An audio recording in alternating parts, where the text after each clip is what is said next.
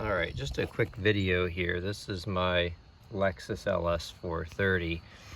The inside door handle wasn't working. It goes in here. This little ball goes in here where I'm pointing, and it's on the end of here. So I had actually ordered the wrong cable. It's hard to figure out what to order, so I decided, well, let me go ahead and try to weld bond this. So I've actually put weld bond on that. I did it in two different applications.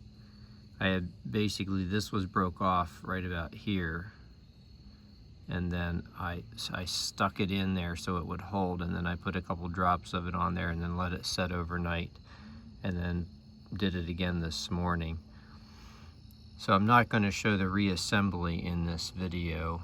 I'm going to just go ahead and put it back together, and then I will post in the comments how successful it was. I may actually do a quick follow-up video.